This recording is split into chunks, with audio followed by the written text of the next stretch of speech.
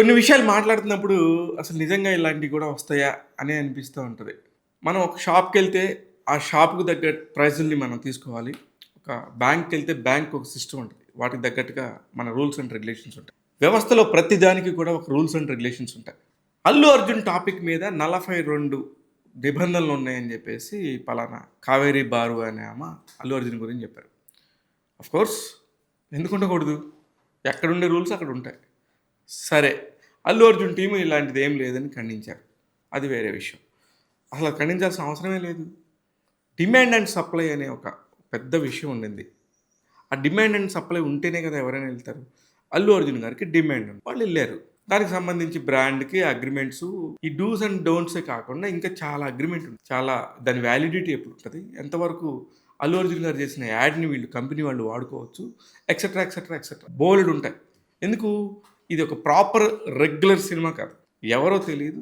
ఎక్కడి నుంచి వస్తారో తెలీదు. ఒక బ్రాండు, ఆ బ్రాండ్ మీద నమ్మకం అన్నీ రెక్టిఫై చేసుకొని అన్నీ ఒకటికి 4 సార్లు చెక్ చేసుకున్న తర్వాత ఒక బ్రాండ్‌కి యాడ్ షూట్‌కో దేనికో ఒప్పుకోవడం జరిగిద్ది. ఇప్పుడు 'అల్లు అర్జున్' గారు ఈ రోజున సడెన్‌గా బాలీవుడ్ స్టార్ అయిపోయి చేస్తున్నాడు కాబట్టి నీకు డిమాండ్ వచ్చి మీరు యాడ్స్ చేస్తున్నారు. 2002 నుంచి 2001 నుంచి ఆయన ఇండస్ట్రీలోనే ఉన్నారు కదా! అప్పటి నుంచి చేయలేదెందుకు? ఇప్పుడు 'అల్లు అర్జున్' గారిలాగా చాలామందున్నారు. వాళ్ళందరితో చేస్తారా చేస్తారా యాడ్స్? ఇయన్నీ గూడా పిచ్చి మాటలు, పుకారు మాటలనమాట.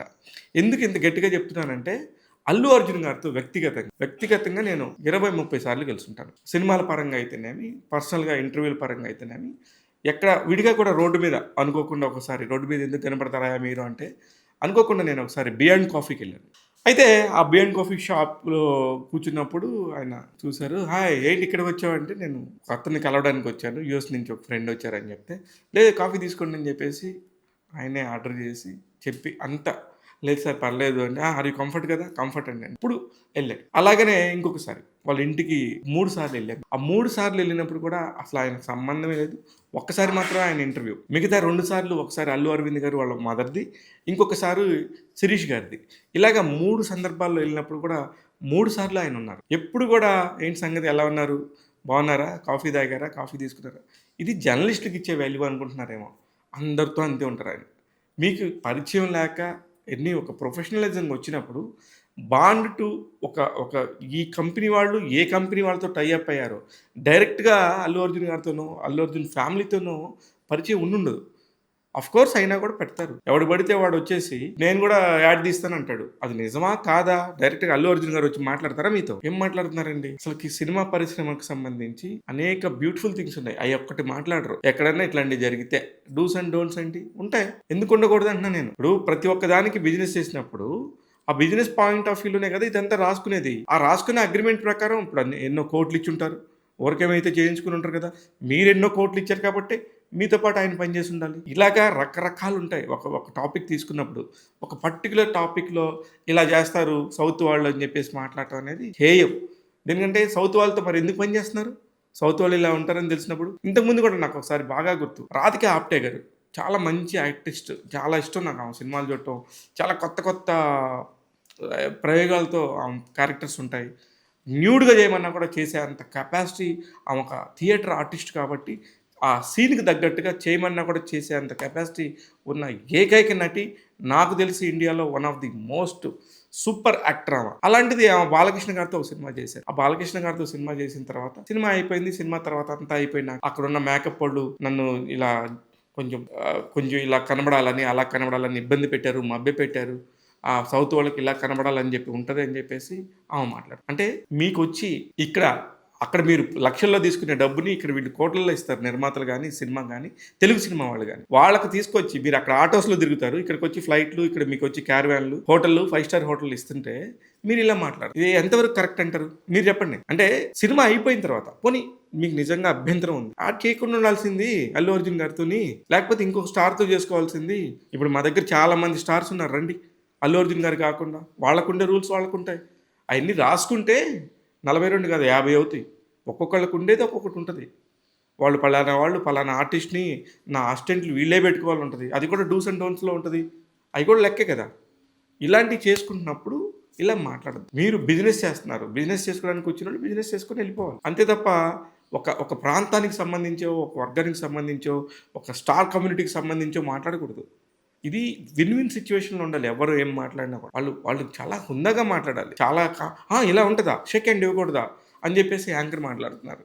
అంటే ఎవరిని తక్కువ చేస్తున్నారు ఇక్కడ? అది ఒక నేషనల్ అవార్డ్ తీసుకున్న యాక్టర్, ఒక సౌత్ ఇండియన్ అయి ఉండొచ్చు, తెలుగు వాడు అయి ఉండొచ్చు. కానీ he is a Indian. First he is a Indian. భారతీయత ఉంది అందులో కూడా. మీరెందుకు అలా వేరు చేసి మాట్లాడతారు? ఆర్టిస్టులకి అసలు ప్రాంతాలు, కులాలు, మతాలు లేవనే మీరే చెప్తారు కదా! At the same time Bollywood వాళ్ళు ఎలా ఉంటారు? బాలీవుడ్ వాళ్ళు ఎలా ఉంటారంటే ఒకరోజు మొత్తం గుంపంతా వచ్చేస్తారు. హీరో, డైరెక్టరు, దానికి సంబంధించిన మెయిన్ టెక్నీషియన్స్ అందరూ వచ్చేసి ఒక హోటల్లో ఒక లాబీ తీసేసుకొని మెయిన్ పేపర్లు, మెయిన్ ఛానల్స్ అన్నిటికీ పర్సనల్గా మెసేజ్లు పెట్టుకొని చాలా రిక్వెస్ట్ చేసుకొని, చాలా హై అథారిటీతో రిక్వెస్ట్ చేసుకొని, మెయిల్స్ పెట్టుకొని అందరికీ అక్కడ ఒక రౌండ్ టేబుల్లో ఉంటుంది. ఈ ఇంటర్వ్యూ అయిపోయాక ఇంకొకళ్ళు, ఇంకొక ఇంటర్వ్యూ అయిపోయాక ఇంకొకళ్ళు. మరి ఇలా చేసుకోవచ్చా? అది తప్పు కదా. అప్పుడు మరి మీరు ఇస్తున్న ప్రయారిటీ ఏంటి? అంటే ఇక్కడ వాళ్ళు కూడా అర్థం చేసుకోవాల్సింది, వాళ్ళు జర్నలిస్టులు సపోర్ట్ చేస్తారు, మనం వాళ్ళకి సపోర్ట్ చేయాలనే పాయింట్ ఇక్కడ విన్విన్గా ఉంది కాబట్టి అవన్నీ జరుగుతున్నాయి. తప్పు లేదు. కానీ దాన్ని పట్టుకొని తప్పు అని చెప్పి మనం ఒక క్వశ్చన్ చేస్తే ఎలా ఉంటుంది? అదకపోతే బయట ఎందుకు చూడాలి? బయట వాళ్ళతో ఎందుకు ఉండాలి? ఇప్పుడు నీకు ఎవరో పరిచయం లేని వ్యక్తితో నువ్వు ఎందుకు ఐ కాంటాక్ట్ చేస్తావు? నీతో ఏదైనా పని ఉండి మాట్లాడితే చేయాలి. అదే విషయం మీద ఏదైనా టాపిక్ వస్తే ఖచ్చితంగా మిమ్మల్ని పిలిచి మాట్లాడతారు. ఇంకొక సందర్భం అల్లు అర్జున్ గారితో బ్యూటిఫుల్ సందర్భం నాకు. నానక్ రామ్ కూడా రామానాయుడు స్టూడియోలో షూటింగ్ జరుగుతుంది. అనుకోకుండా నేను అక్కడ వేరే పని మీద, నా సంస్థ పని మీద వెళ్ళినప్పుడు అక్కడ ఆయన సడన్గా నేనేం చేశాను, వెళ్తా ఉన్నాను.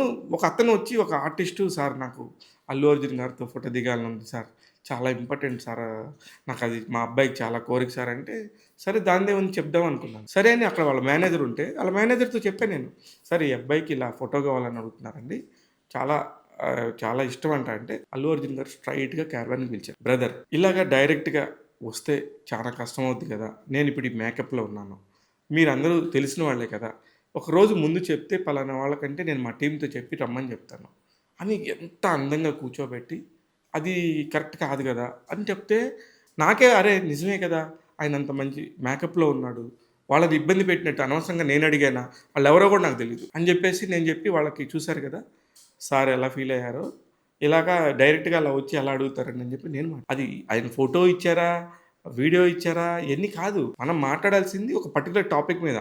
దానికి ఆయన ఫోటో ఇవ్వకుండా వెళ్ళిపోవచ్చు. అసలు మనకు చెప్పాల్సిన సంబంధమే లేదు. అలాంటి మంచి వాళ్ళ మేనేజర్తో మనిషిని పిలిపించుకొని, పలానా అతను నాకు తెలుసు, అతన్ని పిలుచుకురండి అని చెప్పి కూర్చోబెట్టి, కాఫీ ఇచ్చి, వాటర్ ఇచ్చి, సరే ఇది పరిస్థితి, ఈ మేకప్లో ఉండి ఇంతవరకు నేను స్టిల్ బయటికి వెళ్ళలేదు, ఆ స్టిల్ బయటికి వెళ్ళిన స్టిల్ని వీళ్ళకి తీసుకొచ్చి ఇస్తే వీళ్ళు ఫేస్బుక్లో పెట్టి, వీళ్ళు సోషల్ మీడియాలో పెడితే అప్పుడు బాగా ఫేస్బుక్ ఫేమస్, ఇదంతా ప్రాబ్లం అయిపోద్ది కదా, ఇన్స్టా కూడా అప్పుడప్పుడే వస్తూ ఉంది, పెడితే ప్రాబ్లం కదా అని చెప్పేసి అన్నారు. వాళ్ళ పాయింట్ ఆఫ్ వ్యూ అది. దాన్ని అర్థం చేసుకోకుండా మన ఇష్టం వచ్చినట్టు ఏదన్నా ఒక విషయం రాగానే అస్సలు ఒక వాల్యూ లేని ఒక టాపిక్ని తీసుకొని ఇప్పుడు మొత్తం మాట్లాడుతున్నాం మనం. అది నాకు చాలా బాధగా ఉంది. ఖచ్చితంగా ఇది అడ్రస్ చేయాలి. అల్లు అర్జున్ గారు ఎలా ఉంటారు, ఎవరెవరితో ఎలా మాట్లాడతారు అనేది ఖచ్చితంగా నాకు తెలుసు వ్యక్తిగతంగా, కాబట్టి నేను చెప్తున్నాను. ఇది నా కళ్ళ ముందు జరిగిన అనేక ఇన్సిడెంట్స్ కూడా చూసుకొని చెప్తున్నాను. ఎందుకంటే డే 1 నుంచి ఆయన ప్రతి ఒక్క సినిమాతోని మాకు ఎంతో కొంత జర్నీ ఉంది.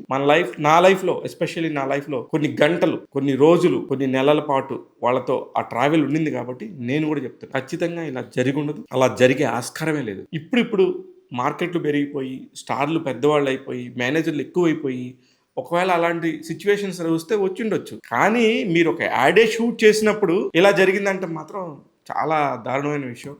మీ దగ్గరికి వచ్చేసి డైరెక్ట్గా ఎవరిని వచ్చి ఇలా మాట్లాడితే మీరు ఊరుకుంటారా? ఇది అన్ఫెయిర్. ఖచ్చితంగా ఇలాంటి విషయం మీద నేను తీవ్రంగా ఖండిస్తున్నాను.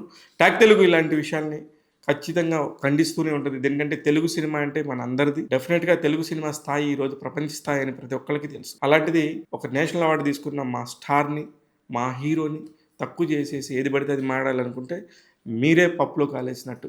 ఆయన ఎంత వినమ్రంగా ఆయన టీంతోని ఇలా జరుగుండదు, ఇలా జరగడానికి అవకాశమే లేదు, ఇలా చేయొద్దట. కొన్ని ప్రెస్ మీట్స్ ఉంటాయి. కొన్ని ప్రెస్ మీట్స్లో పిఆర్లు పర్టికులర్గా సినిమా గురించి మాట్లాడండి, సినిమా బయటకు వెళ్ళాలి, సినిమాకు వాల్యూ యాడ్ అవ్వాలి అని చెప్పి Q&Aలో పలానా క్వశ్చన్స్ వద్దు, పలానా హీరోకి ఇబ్బందికరమైన పరిస్థితి ఉంది, అలాంటి పరిస్థితుల్లో పర్టికులర్గా మన వాళ్ళు కావాలనే పోక్ చేస్తారనే ఉద్దేశంతో కొన్ని ప్రశ్నలు అడగొద్దని రిక్వెస్ట్గా చెప్తారు. ఆ తర్వాత అడుగుతారా అడగరా అనేది ఆ యొక్క జర్నలిస్ట్కి ఆ యొక్క పరిస్థితుల్లో ఆ యొక్క సిచ్యువేషన్లో ఉన్న వాళ్ళకి మాత్రమే తెలుసు తప్ప మిగతా వాళ్ళకి సంబంధమే ఉండదు. అలాంటి సిచ్యువేషన్స్ అయితే అవును ఉంటాయని చెప్పి చెప్పుకోవచ్చు, కానీ మరీ ఇంత దారుణంగా కామెడీ చేసుకుంటా ఒక నేషనల్ స్టార్ని అలా మాట్లాడుకోవటం అనేది ఖచ్చితంగా అభ్యంతరకరమైన విషయం. దీన్ని తీవ్రంగా ఖండిస్తాను. చూస్తూనే ఉండండి ట్యాగ్ తెలుగు. ఇలాంటి మరిన్ని విశేషాలతో మీ ముందుకు వస్తాను. నేను మీ శివ మల్లాల్.